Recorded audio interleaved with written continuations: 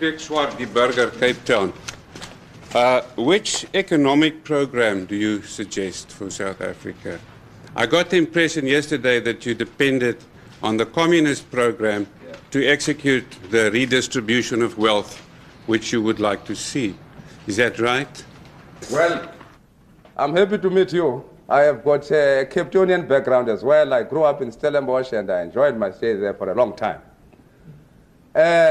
Which economic program? Well, I think South Africans are discussing which is the best economic program to implement in a post-apartheid South Africa. Even non-Marxists are agreed that something has got to be done about the redistribution of wealth in our country. I know at any rate, I know that Professor Sampieter Blanche of Stellenbosch, who for a long time was a member of the Nationalist Party, I don't know if he still is, also agrees that in addressing the imbalances in our country, something has got to be done, something drastic. He believed in one simple idea, which he was willing to die for. The economic status of the country should reflect the demographic and the populace of the country. That political freedom was not enough without economic freedom, and that as long as a small minority group owned and controlled land and a large part of the economy of the country while the majority got scrams and a small portion of the economic pie, there will be no peace. You know, we want to bring about social harmony in our country. And that social harmony is impossible if we do not redistribute wealth and resources. I'm not referring to vulgar equalization. All I'm saying is that every person in South Africa, at least we should try, that should be our objective, should have at least 3 meals a day, should have shelter, not the squatter shacks, no compounds. Every child must have access to proper schools. We must have the same medical facilities. How do we do that? I don't think we South Africans must look for models, but I think we have got a duty, if we have got to stop the current divisions, if we have got to heal the wounds of apartheid divisions, to balance things. Now, you are an Afrikaner, you have got your own history, you are part of the important national groups in our country. At one time, you were disadvantaged, sir. The British treated you as a second-class citizen. You were not given, your language was not given the same status as English. You were an ordinary farmer in the 30s and 40s and very poor, most of you. We are exactly in the same position as blacks.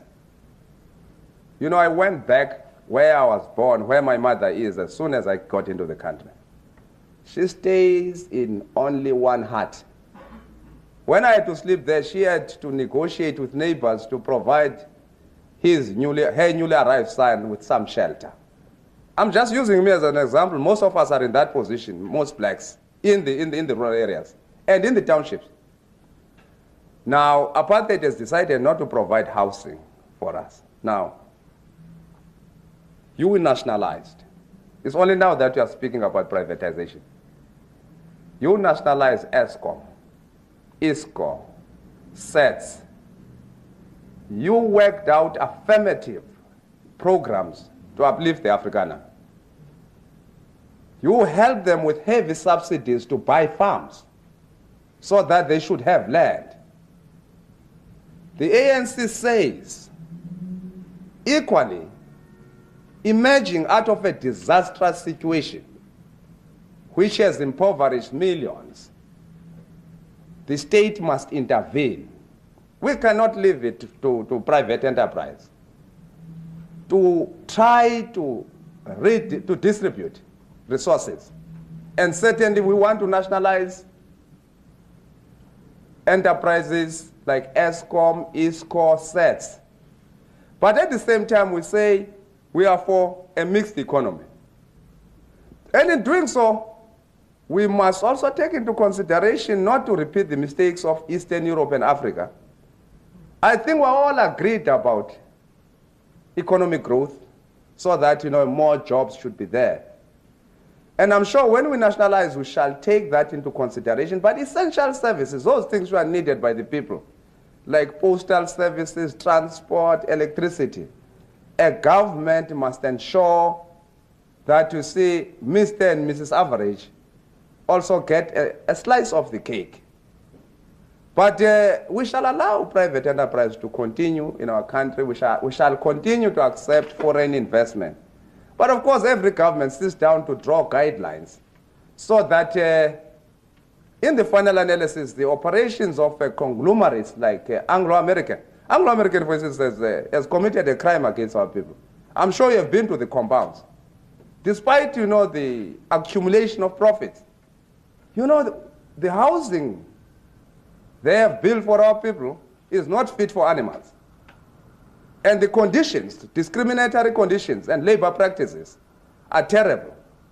We as a government must ensure, we must set up guidelines for the operations of private enterprise as well as multinational corporations. Yes, profits will be allowed to be taken out, but at the same time, they've got an obligation towards the social upliftment of those who are participating in the operations of their companies. I think this is only, people say that nationalization has not worked anywhere. We don't have that history. We know that the British after the war nationalized, I'm sure the French as well. There's a bit of nationalization in the Scandinavian countries as well. Our nationalization, in fact, is guided by a concern to bring about social justice. Our capitalism, I said so when I was speaking yesterday, has never demonstrated a social conscience. I don't know the situation in other countries. That's why, as I say, we are for a mixed economy. But again, I want to assure whites in South Africa, we have no intentions to nationalize private property. They will remain in their houses. Some people are so simplistic. They think that next time there's an ANC government, we are going to be rushing to grab people's cars. We are going to be grabbing people's houses. In our constitutional guidelines, we are emphatic that private property is private property, and every South African will retain his or her private property. And I think this assurance should be satisfying to those who possess houses, beautiful cars, and that sort of thing. We are only concerned about the commanding heights of our economy. Hang on, let's get it, sir. Comrades, we're making no apologies as a Communist Party. So that all people can have access to the land. Equally, we're making no apologies. Food must be free and compulsory. We're also making no apologies. Medical care must be free and compulsory. We shall fight for those demands.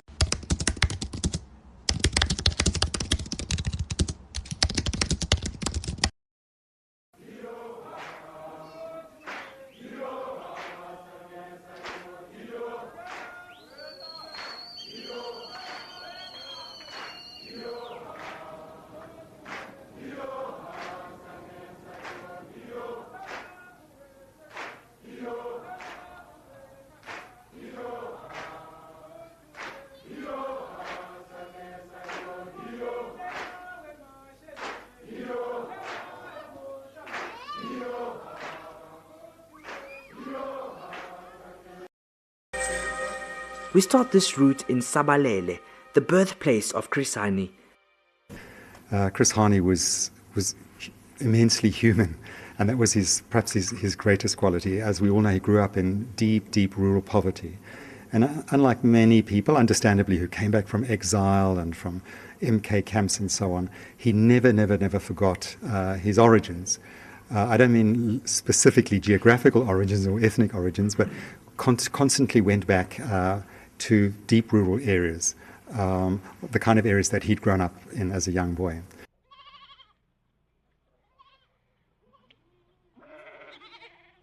Of course, I knew him from an early age. He used to go past our home to school.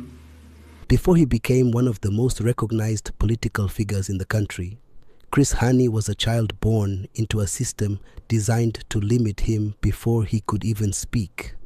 He was born Martin Thembisile Hani in the Transkei in 1942, in what is now the Eastern Cape. South Africa at the time was already segregated by race, but soon apartheid would formalize that oppression into law, where you could live, where you could work, what school you could attend, what future you were allowed to imagine. For black South Africans, poverty was not accidental, it was engineered, and like millions of others, Hani grew up seeing exactly how power worked, not as theory, as daily life, visuals, school classrooms, pass laws, police patrols.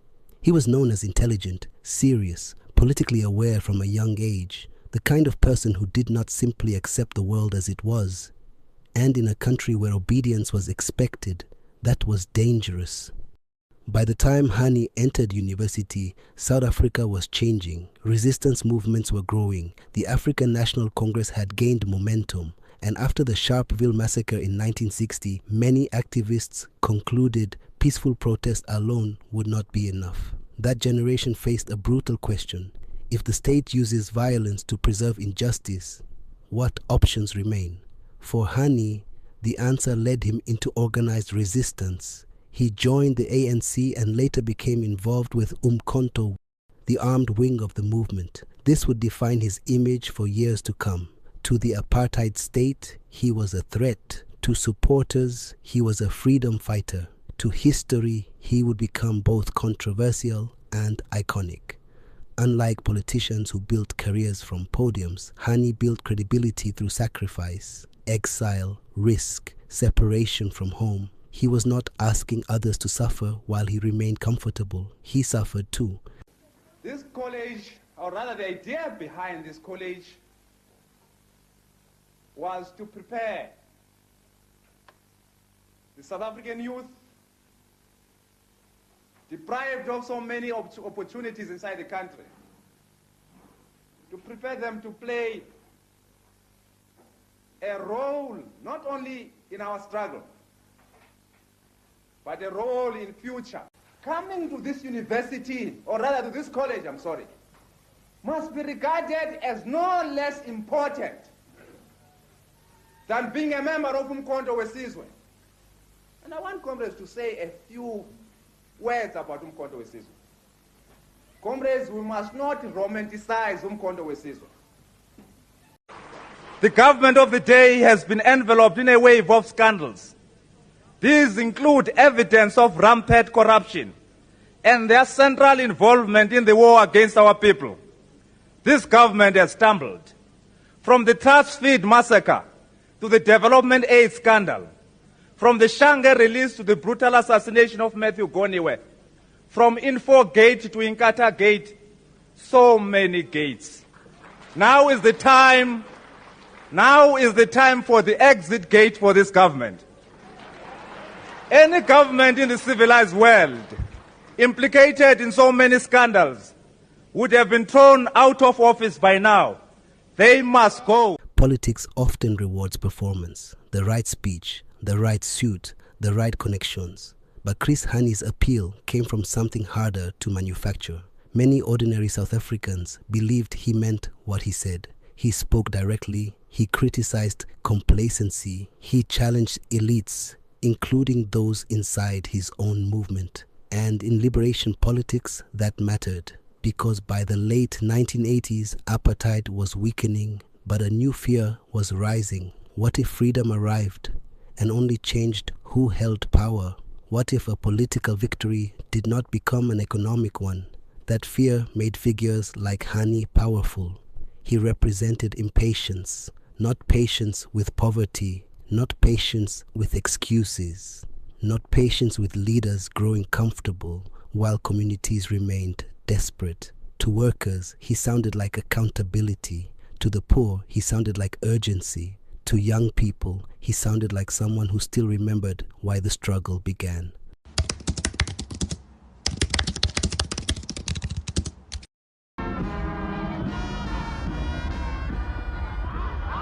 Comrade Chief of Staff, gentlemen in red waiting for the next order. It is.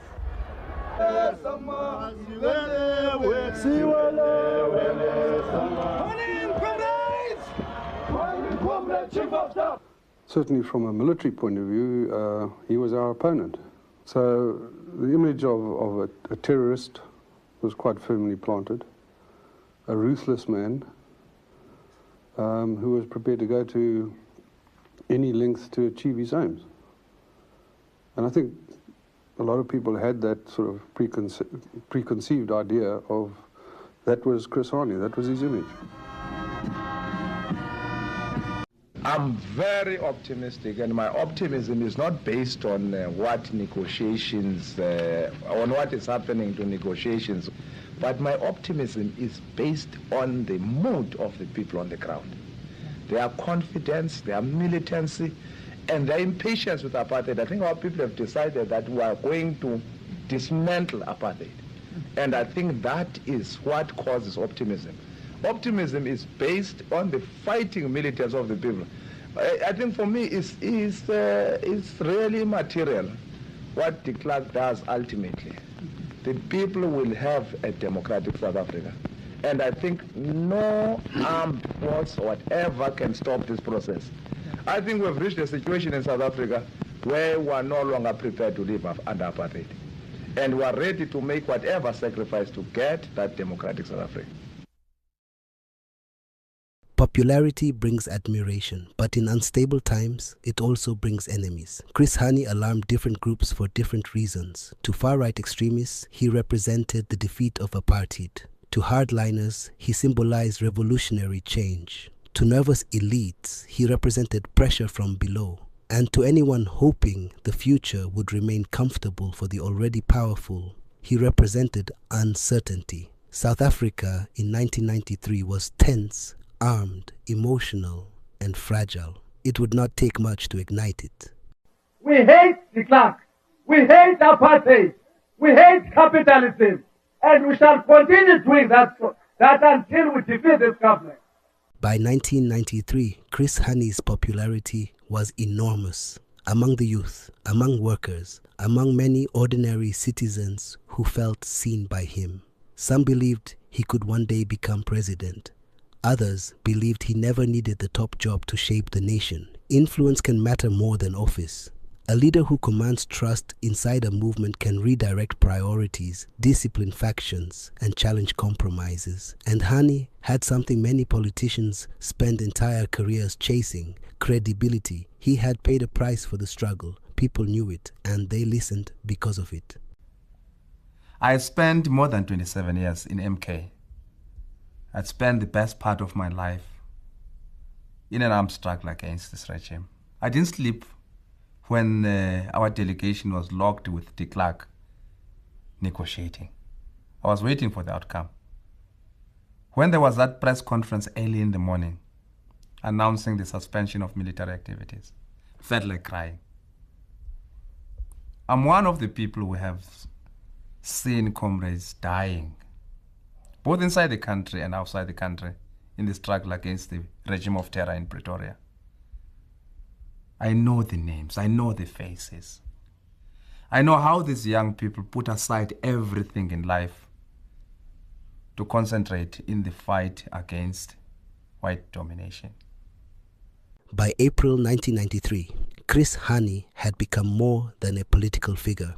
To many, he represented urgency, integrity, and the possibility that democracy would mean more than symbolic change.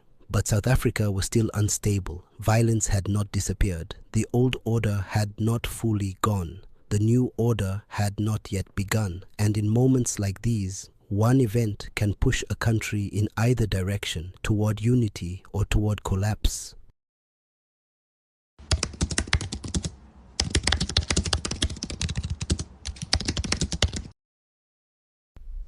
When we established ourselves in Lesotho and were able to set up the underground and military units inside the country and began to operate, South Africa became nervous.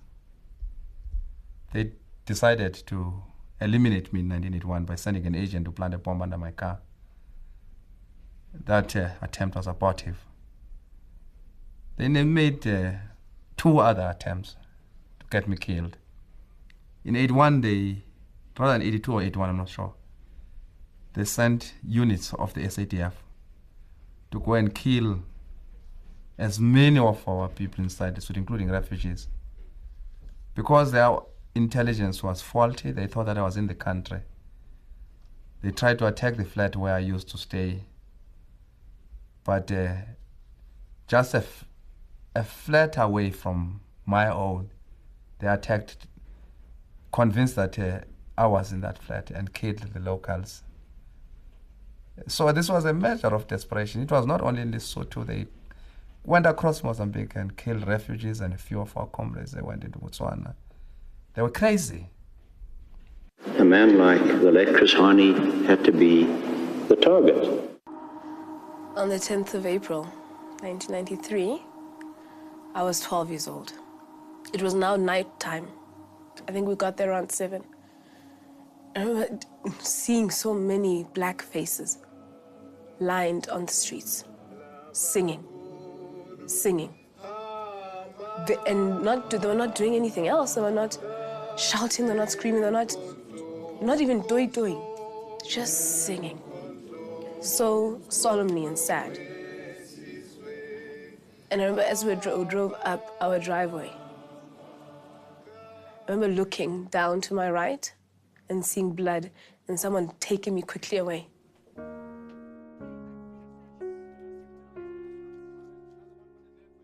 And I just remember being so confused as to what's going on and everyone wailing. I just remember the wailing. It was loud. It was loud.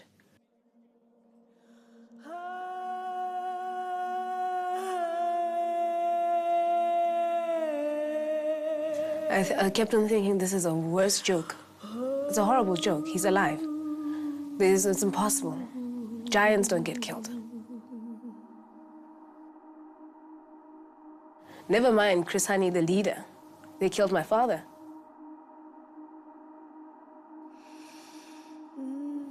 I was searching for him. I remember taking one of his jerseys and just holding it in his tracksuit and just sleeping, I think, with one of his tops. I was trying to hold on to his smell. Chris Hani stepped out of his car. Seconds later, South Africa would hear gunshots, and a nation already on edge would move terrifyingly close to civil war.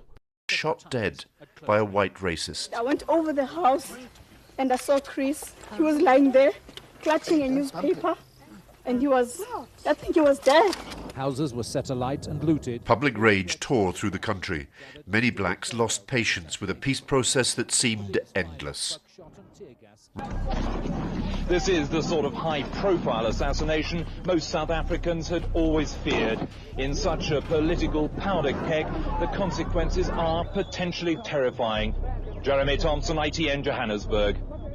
The murder of Chris Hani was like a bullet being fired that suddenly opened the doors and justified black masses to just stand up and kill. Because what we knew was that a white man had killed. And the arrest showed that this white man was from the right wing.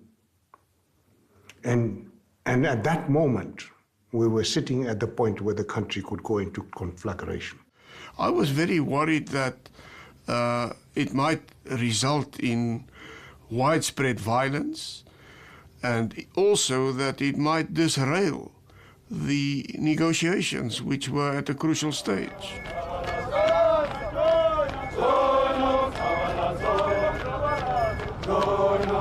The commander has been shot, and has been shot by the white person, and now you don't think proper. Everything that we are talking about now, it's about war. There will be a civil war. Then we will fight. We will kill the white people.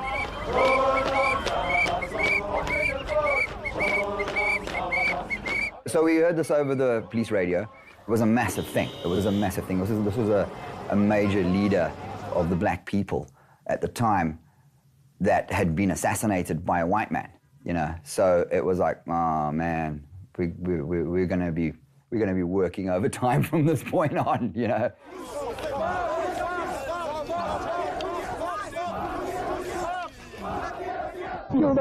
whole lot of bloody bodies. Just talking doesn't help. This is civil war, man. This is civil war. That's when we decided it was an opportune moment to press for the date for elections, so that at least there could be something that we are able to say to the people. Yes, Chris has died, but the date has come in any way. Assassinations always create two questions: who pulled the trigger and who benefits? The men convicted in Hani's murder were linked to far-right extremism opposed to democratic change. But politically, the effects were broader and more complicated. The killing accelerated pressure to finalize democratic elections. It exposed how dangerous delay had become. And it removed one of the most popular radical voices from South Africa's future. That last point would echo for decades, because while elections move forward, Chris Hani would not move forward with them. But the motives and thoughts behind the man who pulled the trigger has remained a mystery. This Polish man with his icy stare, unflinching, impenetrable. During your discussions and decisions to become murderers, didn't you give serious consideration that there may have been another way to the country's problems? Mogłem brać pod uwagę, ale widziałem, że to nic nie przyniesie, ani nic nie zmieni. But I knew that nothing will change and nothing good will come out of that. Valus was sentenced to death for the murder, along with his co-conspirator, Conservative Party MP Clive Derby-Lewis. Both men were denied amnesty at the Truth and Reconciliation Commission. Derby-Lewis is usually blamed for orchestrating the assassination. Valus pulled the trigger, but Derby-Lewis provided the murder weapon. A lot has been said about Derby-Lewis and his wife Gay, the former nun turned right-wing journalist. But Janusz Valus has remained an enigma. This pale man, stony-faced, who drove large trucks and sold crystals at night.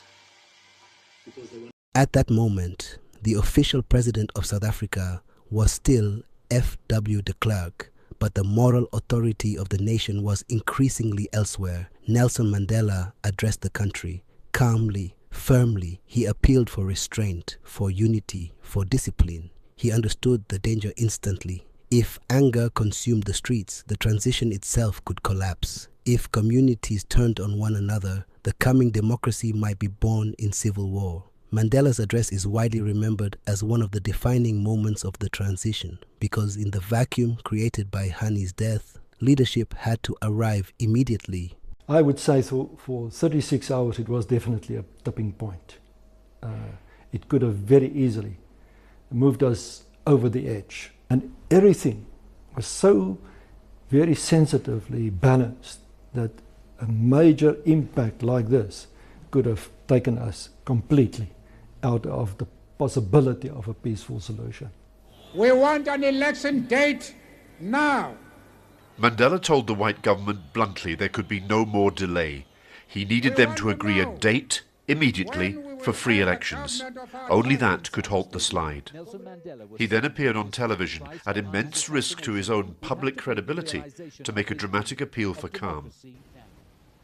Our grief and anger is tearing us apart.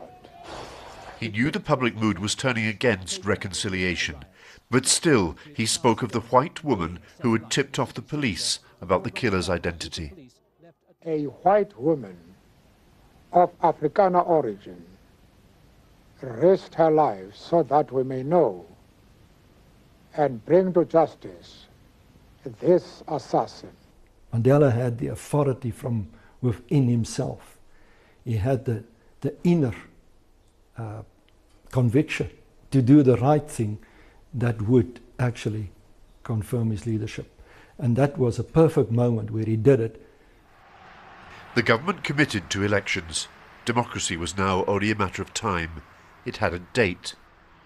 Mandela had snatched from the greatest moment of peril the biggest advance. Political violence was not new to South Africa. The country had seen decades of brutality, repression, massacres, bombings, assassinations, and bloodshed. But this was different. Chris Hani was not an obscure activist. He was not a local organizer unknown to the nation. He was one of the most popular leaders in the country. His death landed at the worst possible time during a fragile transition before democratic elections, with communities already tense, with weapons already circulating, with anger already waiting. This was not just murder, it was a national shockwave.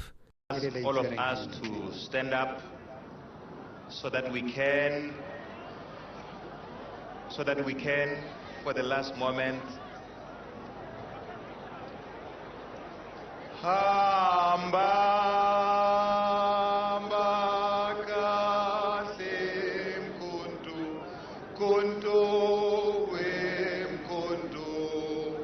Umkhonto We siZwe, hamba kahle